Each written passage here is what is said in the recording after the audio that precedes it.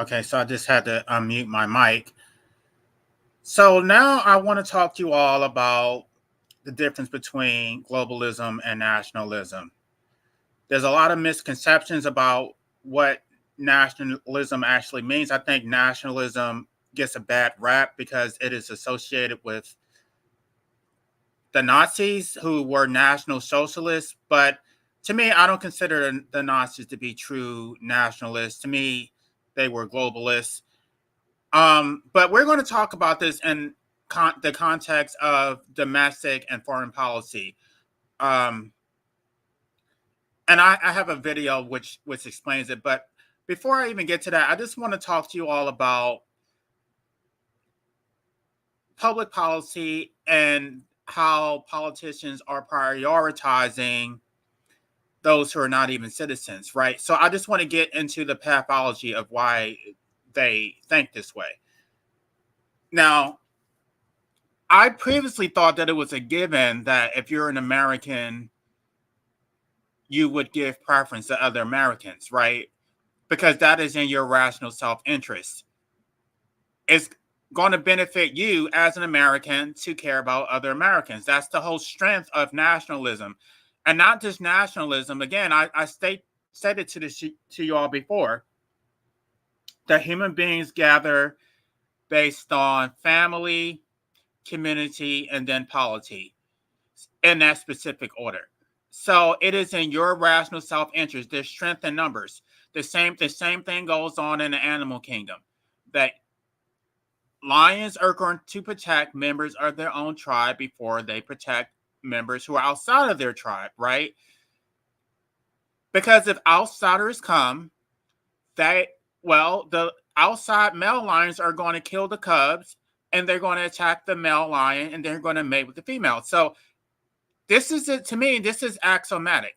That's the way things are. There's a competition for resources, and unless you live in a state of nature, you're going to need to form groups in order to compete for resources. That's just the way it is. So these globalists see things a little bit differently, right? And you see the frustration with these cities that have been hard hit by mass immigration, and all of this money and all these resources are being taken away from the residents and given to the migrants. And these residents are pleading to the governmental officials saying, but I'm a citizen, right? And they think that is supposed to be self-evident that I'm a citizen, therefore you should protect me, therefore the resources should go to me. That is not how these people think. And my first encounter with globalists, I'm sure they were everywhere. Y'all saw the thumbnail. I see traitors to the American people. That's essentially what they are. And my first encounter with globalists was when I was in the Occupy movement, because I was out of work. I had been out of work for a long time. I was basically a career student living off of student loans. That's why my student loan debt is so massive, because I could not get a job. I graduated law school, I couldn't get the law license. So I was basically relegated to getting more student loan debt in order to survive. And during this time, I was in the Occupy movement, and I was just talking about the job market and how, Americans are not doing too well. And we have immigrants coming. And one of them basically said to me, well, first of all, he said that they're doing jobs that Americans don't want. And I'm just like, are you serious? There are people who have been out of work for months or years, and they're desperate to get any kind of work. And you have these people assuming that Americans just don't want to do it. It's not true. And at that point, I was pretty damn desperate. I would have done. There are many jobs that I probably wouldn't have considered, but at that point, I would have done it. But they are callous as hell. They tout themselves as being altruistic, right? Because if you don't go along with their agenda, then you're racist, you're xenophobic. Meanwhile, they're the ones who are pushing policies which are pushing blacks further to the bottom, right? Because again, as I stated in previous live stream, there may be a language barrier when they first get here, right? But once they learn the language and the next generation assimilates a little bit into the culture, they're going to be put over a black person just because of the color of their skin. They're more palatable, right? Apparently they have better attitudes. I don't know, but they assume that if you don't get the job, there's going to be other opportunities waiting for you. So they're going to gaslight you and say, oh, they don't take jobs from America. Who was doing those jobs before the migrants came? Right? So basically, there are deontologists and there's consequentialists, right? Deontologists have a dogmatic commitment to their ethical philosophy, regardless of the consequences, whereas the consequentialists may not care about the ethical philosophy. They're more concerned with the consequences. So this is what we're seeing playing out.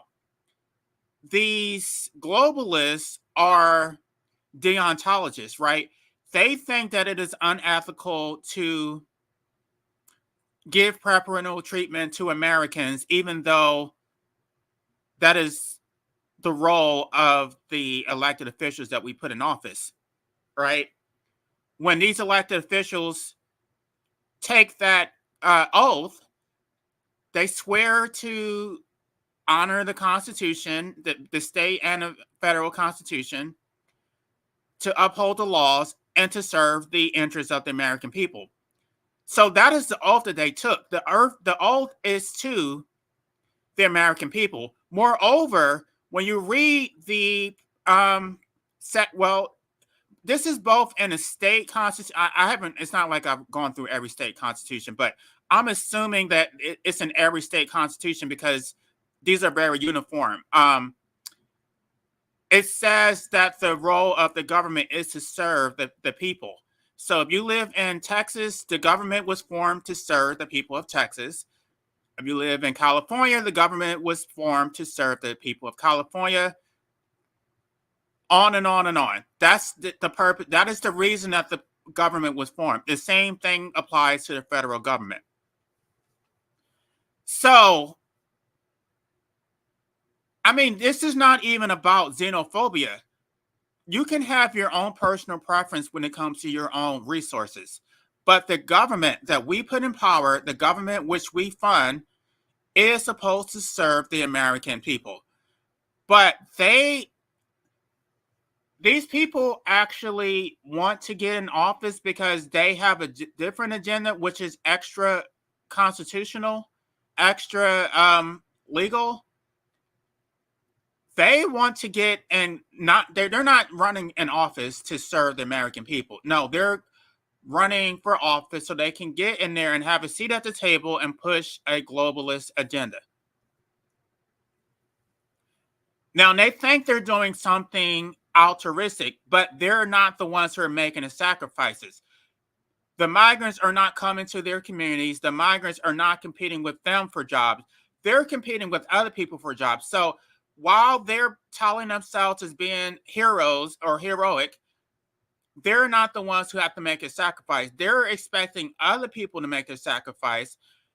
And if you push back against it, if you think that your children should eat before someone else's child, then they're just going to engage in name calling. You're xenophobic. You're racist. I would rather be a xenophobe who doesn't starve, right? That would be the rational way to look at it. But these people are not rational. Again, they're deontologists. They're idealists, which I'm eventually going to come back to the difference between idealism and realism when it comes to foreign policy. Suffice it to say, they have no loyalty to the American people whatsoever.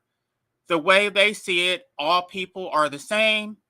Someone living 10,000 miles away in a completely different country has every right to the housing in your neighborhood. someone living 10,000 miles away has equal rights to the resources that were paid into by the local residents to serve them.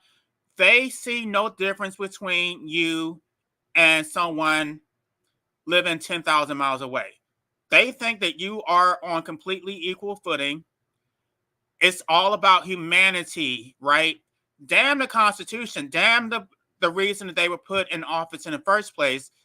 Their so-called humanity is to sacrifice you, your livelihood, your ability to feed your family, to have a meaningful quality of life.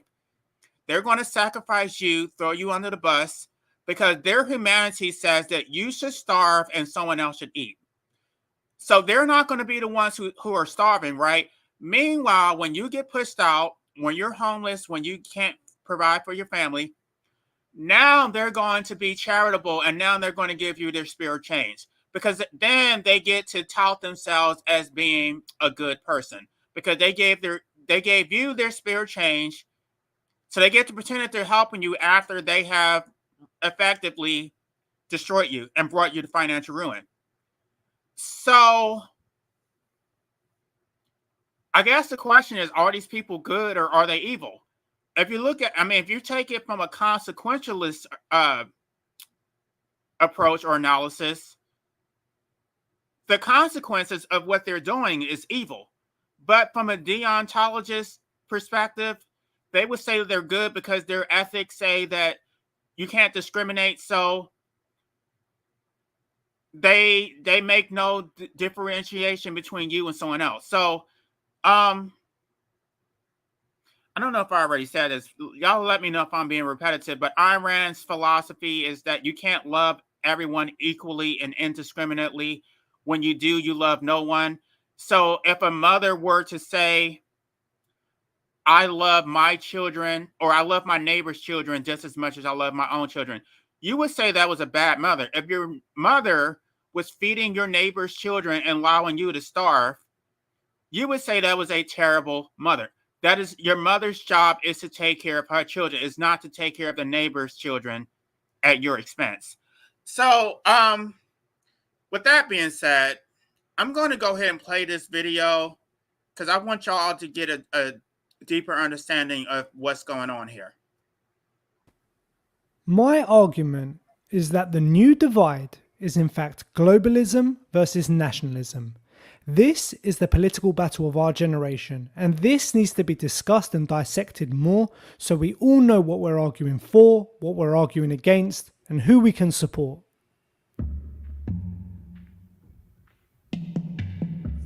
So what exactly do we mean by global? Sorry, y'all. I got to do fair use because I forgot to do that. So now I'm going to go back and fair use. This is only for educational purposes. I am not monetizing this live stream.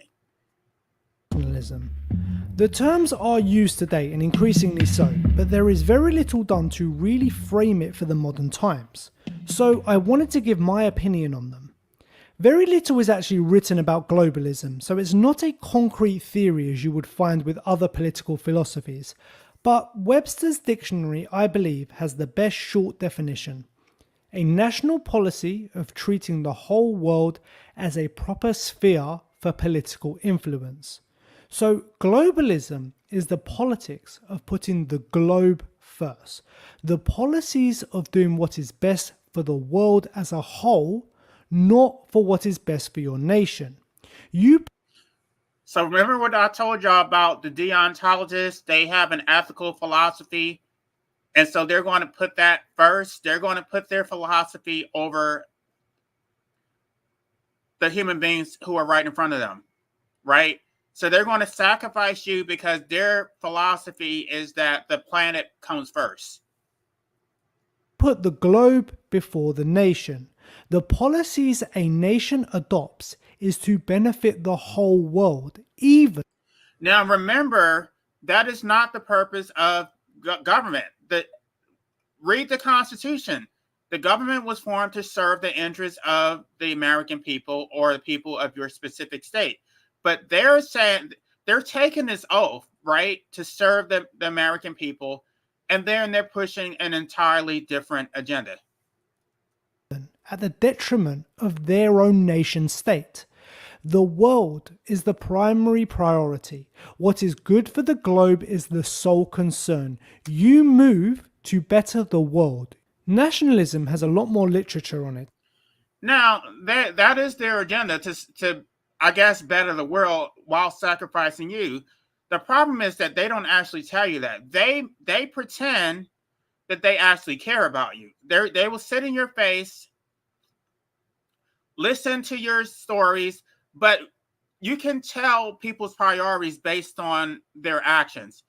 They don't put any energy into actually helping you. Their energy is to help everybody else. So don't listen to their words, pay attention to their actions. They do not care about you. They are traitors. They're here just occupying space, spectating. They're not here to benefit the American people. And I wish they would be more honest, because they are taking up public offices knowing good and well that they're going to sell their own people out. And I don't know how they can do that in good conscience. And it is better defined. And I don't think the definitions have changed that much, but there is differences in how nationalism is viewed. Webster defines it as loyalty and devotion to a nation. Cambridge Dictionary defines it as a nation's wish and attempt to be politically independent. I think Now, I told y'all that is the role of government. You're supposed to serve the nation. You're supposed to serve your state, right? So this is, I mean, we can have a debate about which one you are, but as a private citizen, you can have whatever preference you want. But when it comes to state actors or federal actors, they all should be nationalists, because that is what the Constitution requires. these two best sum it up. Nationalism is about putting the nation first. The political decisions and policies are solely concerned with doing what is best for that particular nation state, even to the detriment of other countries or even the globe. The sole priority is doing what is best for your nation. Your country is the primary priority. You move to better your country, and you are not concerned about the wider world. It is about you, your country, and your people. But isn't that what anyone does, right? Now, if you live in a land of plenty and you can spare resources, that's one thing. But when your people are suffering and they're starving and there's unemployment and homelessness, and there's not a surplus to give away, clearly that is the time to put your people first. But that is not how they see it. Even when you're starving, even when you're homeless, they're still going to gaslight you and help other people at your expense and tell you that it is for your benefit. These are the main distinctions between the two. But as you can see, these are huge distinctions, and politics and policies would be drastically different depending on what you were prioritizing, the globe or the nation. Now, the end goal of globalism and nationalism are also vastly different. The end goal of globalism, what globalism seeks to achieve, is ultimately a one world nation where... And they don't tell you that, though. They don't tell you that, but what you'll hear from us, they're constantly invoking international law. They're constantly talking about climate change, right? Because they want a central governmental body to make everything peaceful, fair, and basically some kind of fairy tale. So they don't tell you that. And I wish people would be asked that when they run for office. Are you going to put the American people first? What is your philosophy when it comes to international affairs? Or do you support a new world order? Do you support a world government? Because these people are being very deceptive. They're not telling you what their agenda is. All people see themselves as human, no divisions of national identity, and you are ruled over by one government, a one world government controlling everything, eliminating wars, making sure all countries have a good standard of living. People no longer divided and different, but all as one. Nationalism, on the other hand, has the end goal of self-sufficiency. Your nation does not necessarily need any other nation. Your nation is free, and so are your people. And that's what I've been talking to you all about getting out of these centralized banking systems and stop relying on trade from third world countries, because that is the only way that you can guarantee your own survival. When you're growing your own food, you're producing everything that you need. You don't necessarily need these other countries, right? These other countries can't withhold oil reserves or anything that you need because you are self-sufficient. Now, in order to be self-sufficient, you can't do that when you have a welfare state and you also have infinite influx of migrants. No, you need to reduce the population. You need to, I don't know, create a workforce that is conducive to self-sufficiency. But no, they don't want that. They want us tied and tethered to other countries, and they just want this new world order to make everything fair and to distribute resources. These people, I wish they would just say the quiet part out loud. Culture and your identity are free. You can survive on your own, and you can build your own exclusive, perfect country. Now, some may even argue the end goal of nationalism is actually imperialism, where the nation seeks to take over the world, and the nation will rule the world to the benefit of itself. But that's another debate. That's not nationalism, that's globalism. As you go past the fundamental differences of the two, you then start to notice the deeper wedge. For example, nationalism would cling onto national identity and culture a lot. It is not just land that unites people. A nation state is made of a shared culture, shared values, and shared beliefs. So this identity... And this identity is important because that is the bond. When you have a common culture, a common language, and all those things, you're less likely to harm your fellow citizen, in theory, right? I mean, I guess these people are traitors living among us. They don't seem to have any regard for the common man. But if you have a community and you actually know these people,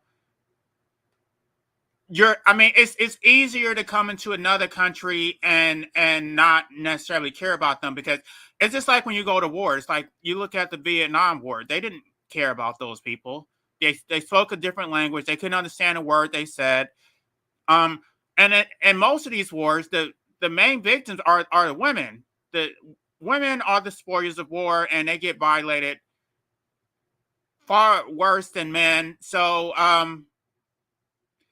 and that's because they don't care. They have no connection to these people. There is no common language, no common identity, no anything.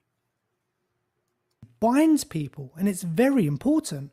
Whereas on the other hand, globalism does not value national identity and culture. In fact, it may try to eliminate or denigrate this, as this is ultimately what keeps people separated and divided. For a one-world nation, you would need... No, that's the opposite. It doesn't keep people separated and divided. That nationalism is the unifier. Maybe not on a world stage, but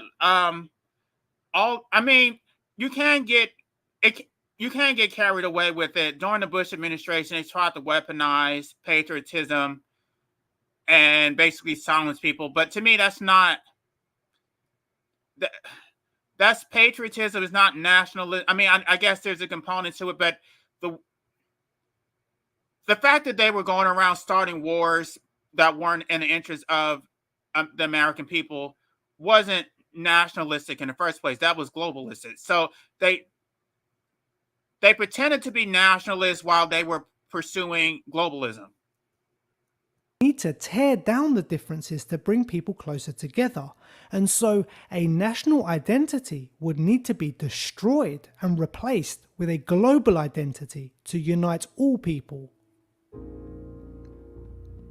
So what policies would a globalist or a nationalist adopt? A president or political party that favours globalism would first and foremost favour open borders and mass immigration. In order to have a one-world government and a one-world identity, you would need to open borders. And this is very dangerous to democracy because it dilutes the power of the individual vote. The more people there are, the less accountable the government is. And it also dilutes the power of labor because now you're expendable. They can just get rid of you and replace you with somebody else. And all these people are saying that this is for your benefit. It is not. This leaves you completely vulnerable. Apply the existence of a nation state, and globalism seeks to destroy this. So you have to have completely open borders where humans can travel to any bit of land they desire. This is part of the globalist belief. Also, by having mass immigration, you are mixing dozens or hundreds of different cultures together. Eventually, the historic main culture of the host nation will get diluted to the point that it's eliminated or unrecognizable. This is needed in order to eliminate national identity. And they also claim to be against capitalism, but this plays right into the hands of the transnational capitalists. It makes it easier for them to exploit labor. It's also transnational statism, but they don't seem to understand that capitalism is an offshoot of statism, but they don't care because they think that the new world order is going to serve their interests and they think that they're going to be the ones exerting influence in it. So they actually trust it and they want to take away your guns and they think that this world is going to be a big old happy place. Open borders will always remain, even if it is causing that nation social or financial problems. The globalist leader is concerned with what is best for the globe, not for that country. So they'll tell you, oh, if mass immigration doesn't hurt the economy, and they know it does. They know it does. I mean, objectively, you can look at all the studies. They're gaslighting us because they don't care. Their agenda is not about protecting America or the American people. They're more concerned with the planet. They're concerned with people in India 10,000 miles away. And I wish they would be honest about it. A nationalist leader, on the other hand, would have very strict immigration controls over their nation. They will be hyper vigilant as to who they let into the country and will only let in people they believe would benefit the nation.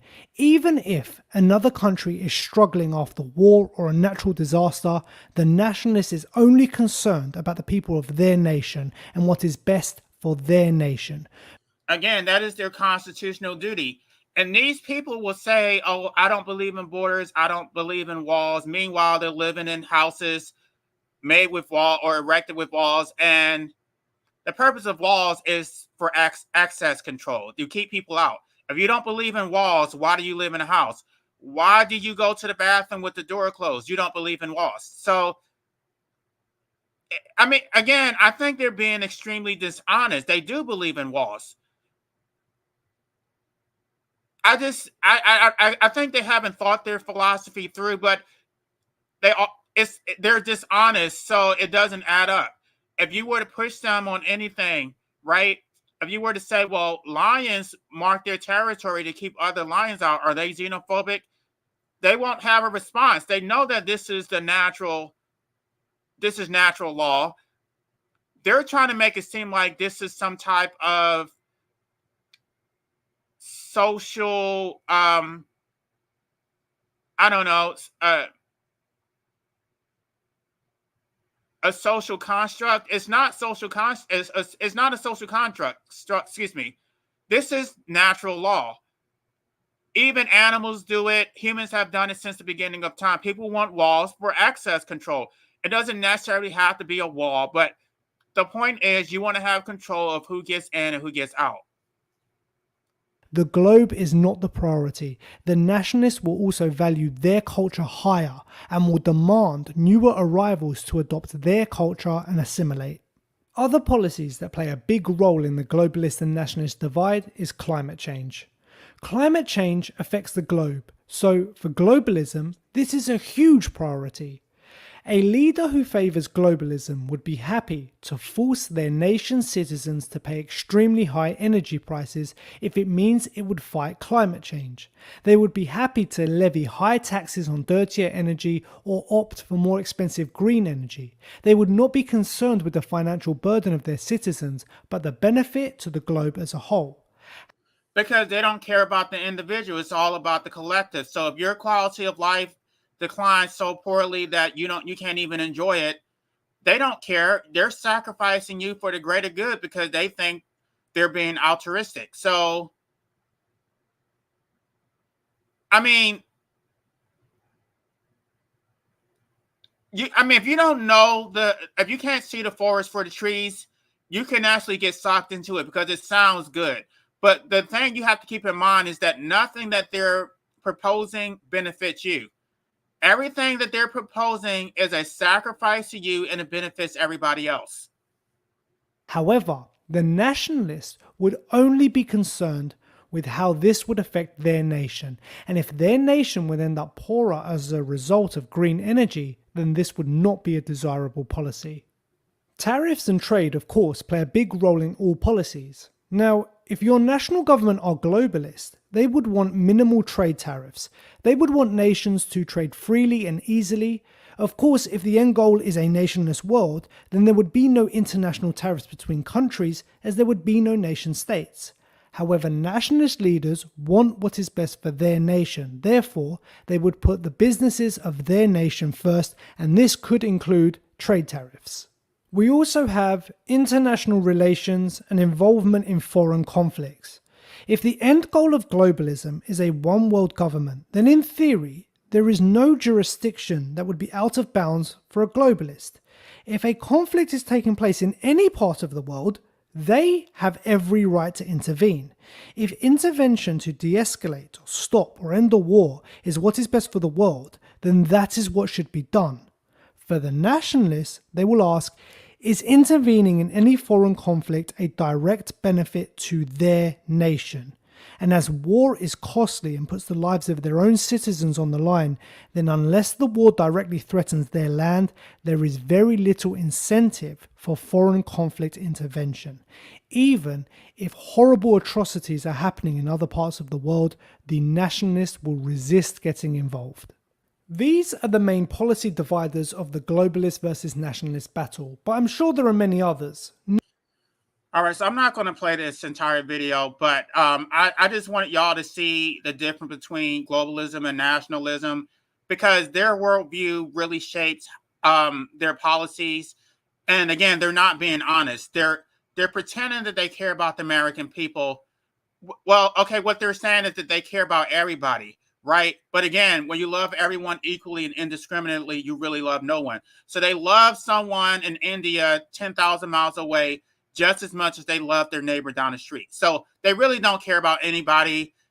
It's really just about control. Now, let me play this clip from Ann Coulter. Comment in your new book here, Mugged, and I think it's on page 151. You write that various groups, feminists, gay rights groups, and those who are defending immigrants have commandeered the black civil rights experience. Yes. What do you mean by that? Yes, I'm glad you asked that because I think it's one of the most important points of the book. I mean, I think the way liberals have treated blacks like children and many of their policies have been harmful to blacks. At least they got the beneficiary group right. We do have to, I mean, we shouldn't. There is the legacy of slavery and Jim Crow laws. We don't owe the homeless. We don't owe feminists. We don't owe women who are desirous of having abortions, but that's, or gays who want to get married to one another. That's what civil rights has become for much of the left. They dropped the blacks after 5 minutes. Immigrant rights are not civil rights? No, I think civil rights are for blacks. And I just want to add to this that now they're just calling it human rights.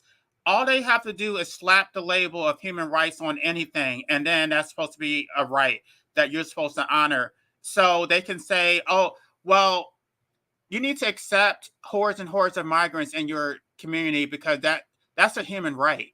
Or, I mean, everything is a human right at this point. It's so arbitrary. These people don't even know what a right is.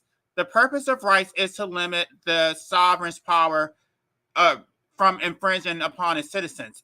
It's a check on a sovereign. It's not an entitlement against the citizens. See, this is essentially the problem, and the Republicans What did, wait, don't can I just understand. say, what have we done to the immigrants? We owe black people something. We have a legacy of slavery. Immigrants haven't even been in this country. But you see, most of us are either immigrants or are the descendants of immigrants, and Well, we everyone. understand. And that's the reason why they identify with them, because they're descendants of immigrants, right?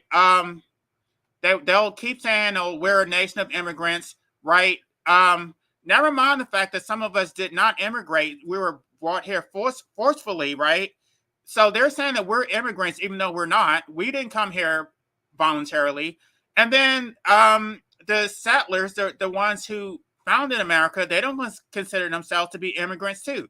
So the Johnny-come-lately ones who came here, who were rescued or whatever, they got their foot in the door, and now they're going to leave it open and bring in all their friends, bring in the entire world into. It's basically this a portal that needs to be closed. But that's not they. I guess they identify with other people because they feel like, oh, if I didn't get out of my country, I would have had a poor quality of life. But meanwhile, they're making everybody else's life poor because they're taking resources and allocating them to people who I understand that they're coming from bad situations, but you got to do that with the consent of the government, of the people, right? If the people didn't consent to give their resources and hand them, you don't have a right to just give away our country. You don't have the right to do that. That we understand, not everybody, there are Native Americans there, but we understand in this country, that kind of self-deportation, making things so difficult for immigrants, for undocumented immigrants, that they have to leave, or the DREAM Act, vetoing, threatening to veto the DREAM Act, which is what Romney has said. I mean, and again, we have Governor Romney, who is basically taking a position that is anti a large and the fastest growing segment of the electorate. And here's the thing, if Republicans don't do something with immigration, and if Republicans are so far away from Latinos, they're going to lose not only this election, they might lose the White House for generations. The future. And This Texas is could turn That's from why the red to Democrats blue. are dropping the blacks and moving on to the They're not Hispanics dropping the because they're a blacks. They're not dropping larger them. group of Hispanics now. But could I just say to true. Jorge, I hate to disagree with you when you're attacking President Obama, but I think the point on immigration is you can have open borders or you can have a welfare state. You cannot have both. You made kind of a provocative comment. But they actually believe that they can have both. They think that there are infinite resources. They think you can have infinite population growth, and that there's going to be enough resources for everyone, because they don't actually care. They don't think, again, these people are deontologists, they're idealists. It's all about their ethical unicorn fairy tale philosophy. It has no import when it comes to real world situations. So let's see how this plays out, because they believe that there are enough resources for everybody, but we can see in real time that there are finite resources, and that by helping the immigrants, they're taking away from the native-born residents. Investigates, which for months has followed the money trail tied to Chicago's migrant mission. Total spending now tops more than $400 million. Now, despite the creation of a city spending website, it's still not exactly clear where all of that money has gone. In this follow-up report, investigative reporter Bennett Haberly uncovers some new information not shared by the city. Consider these numbers. More than 6,000 people still live in city-run migrant shelters. That means costs are still adding up. Since August of 2022, the city of Chicago has spent more than $400 million, according to $400 million, right? Meanwhile, when you need help with your tax dollars, right, that is supposed to benefit the American people, they don't have any money for that yet. They can quickly cough up all this money to help people who are not even citizens, and you're supposed to be okay with it. If you're not okay with it, then you're a xenophobe. the city's spending website. Nearly $253 million went to one private company. Kansas-based Favored Healthcare Staffing, which staffs the shelters. Another $76 million went to Equitable Social Solutions. So these people are supposed to be against capitalism, but at the end of the day, they're just useful idiots. They don't even realize how their practices, their policies that they're pushing actually supports capitalism.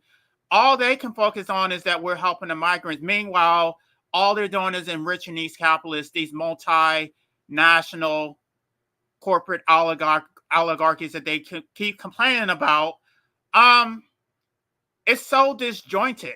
They don't understand, like they don't have a big picture understanding of what is actually going on. That company partnered with another called ReloShare, which helped identify and sign lease agreements with property owners of the buildings that eventually became the migrant shelters. That's where a number of those leases are. But when we asked the city months ago for copies of these lease agreements, we were given just 9 out of 27. The use of these private companies has helped mask from public view where the public dollars have flowed. What we didn't know until now is how much the property owners of the migrant shelters were earning. Again, in every state constitution and every municipal charter, it's going to say that the purpose of that government was formed to serve the people, the citizens, right? They don't have any authority to take their money and give it away to people who are not citizens. They don't have that authority. So this is treason at the end of the day. These people are so disloyal, and they need to be called out for it because people don't understand what is actually going on. They don't understand the magnitude that we have traitors among us who need to be identified and called out. Nobody who's willing to do this to their own people should be put in public office. But thanks to a new lawsuit, we're being provided some more clarity. A lending company filed this lawsuit last month against 2 Chicago developers, alleging they did not make it clear when they signed a loan agreement that the building in the West Loop would be used to house migrants. What is not in dispute is that the owners of the Ogden shelter are paid $150,000 a month by ReloShare as part of a use agreement. That means in a year's time, they'd receive more than $1.8 million. The lease agreement also calls for additional payments of up to $400,000 if the number of migrants inside the Ogden shelter exceeds 650. The latest figures show more than 700 people still live here. If there are public dollars involved. I mean, I just don't understand what is the motive. Well, what is the motive behind this? First of all, what are the residents getting out of this? What are the politicians getting out? There's something nefarious going on, right? I can't put my finger on it, but some kind of way these politicians were bribed or given some kind of incentive to sell out their own people, because this is not rational. This is not it doesn't help them to get reelected. So there must be some kind of reward on the other side. Shouldn't the public know where they flow? 100%. Back in March, Alderman Andre Vasquez, the chair of the City Council's Migrant Committee, told us aldermen themselves have had a hard time accounting for all the spending. That's still the question that's out. When we attempted to ask Mayor Brandon Johnson about this at the time, he said this. Again, we're meeting you right where you are. Were it not for this new lawsuit, the public would have no idea how much these property owners are earning. All right, good afternoon, everyone. Thank you. We pressed the mayor about this last week and asked if he would consider adding the information to the city's website. He said this. We have given an accurate account of how dollars have been spent. That's it? Is there anything that would preclude your administration from sharing that level of detail? There's no information that has been kept from you. Johnson then. By the way, a lot of these cities support it until it is brought to their doorsteps, right? When it's happening in another state and it exists in a vacuum, they don't care. When they're faced with economic ruin and all these programs are being cut and they have to use the public parks for migrant shelters, and they're shutting the rec facilities, now all of a sudden they all want to move to the right. It's like, why weren't you listening when other people were saying this? When this was going on in other states, you didn't care. Reiterated talking points he's made before, how he's renegotiated contracts to save taxpayer money, and how Congress has failed to provide additional financial relief. He also doubled down, incorrectly, stating that all spending information is available. That information is available to you, sir. Not all of it, though, is, sir. I mean, that's Can the you point. give me a specific example of what's Just not did. available? The Ogden shelter in the West Loop, that's what is spelled out in this lawsuit, that they get $150,000 just for being the property owner per month. Nowhere is that available on the city's spending website. My question, again, is simply, is there anything that would preclude you from including that level of detail? You guys have said you're transparent. Why not show it? All of the information related to the spending to this mission is available.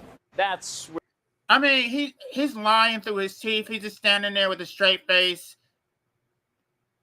I mean, these people, it's almost like you just need to brand them with a big old T.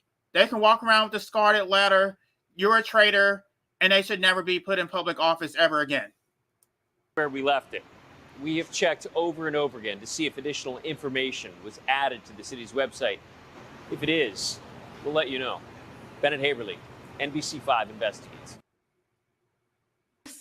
Because, see, we know that the budget stated that you guys spent $400 million on the migrants who are illegal immigrants last year. The city is currently in a $235 million deficit, which means that you guys overspent the budget to pay for people who have not paid any taxes. Meanwhile, they're gaslighting us, telling us that this is an economic resource, that these people are coming, building wealth. No, they're not. They come to this country with nothing but the clothes on their backs, and then they end up with everything at your expense. They're going to build wealth. They're going to own homes. Meanwhile, you're going to be left out in the gutter, and you're not going to get any kind of support. And it's not like it's not like they're building wealth based on merit. They're getting a lot of help that should be going to the American people. Westside homeowners are angry. They believe the city has overextended itself and should be putting the tens of millions of dollars earmarked for migrants into Chicago's most vulnerable neighborhoods. But the South Side has been I mean, do y'all see how torn down that community is? You think that community could not have benefited from $400 million, right? The gaslighting is absolutely ridiculous. They're pretending that they're not taken away from anybody, that this was just money laying around and it doesn't affect anybody. You should just let these migrants come in and, I don't know, basically let your children starve, let your community starve, so that these people can improve they can have a better quality of life at your expense. under-resourced, underfunded for years, for decades. We have schools that need to be reopened. We have buildings that are abandoned that need to be business operated. The group says the city has abandoned its Invest Southwest initiative, a Lightfoot-era program that was dedicated to reversing decades of disinvestment on Chicago's South and West Sides, promising to align more than $2.2 billion through public and private funding. We are taxpayers, we're property owners. Our money should go towards fixing our communities. The city has received more than 15,000 migrants since August 2022. We have no more room. Y'all are embarrassing Chicago as a whole. According to analysis by the ABC7 data team, there are more than 20 active migrant shelters across the city, 7 located on the South and West Sides.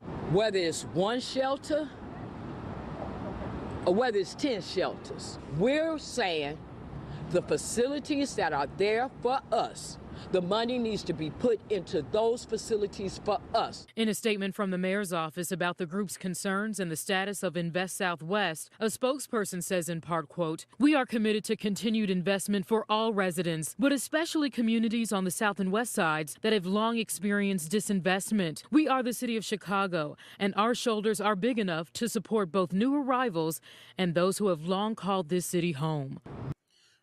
So this is what they're saying. They're saying that they have enough resources for everybody. Meanwhile, they're still not taking care of their own people. So they're being very dishonest. I think that any politician who is running for office should have to take an oath to serve the American people. And when they betray that oath, they should be put out of office. So with that being said, I think I'm going to go ahead and end this live stream. But yeah, I just want y'all to know that they don't think there's anything wrong with it. They think there's something honorable about serving non-citizens over actual citizens because they see no distinction. They think you're the same. They think that we are all one, that those people have just as much of a right to your resources as you do. They're going to sacrifice you. Meanwhile, they don't give up anything. So I think it's so disgusting. It's so disloyal. It's treasonous. But I want y'all to know that this isn't like some kind of anomaly. There are a lot of people going around who think like this, and they're not telling you that. But you can judge them based on their actions and based on the priority of their policies. They're going to focus on everybody else while completely disregarding you. So I'm going to go ahead and end this live stream, y'all. But be sure to like, comment, and subscribe, and let me know what y'all think.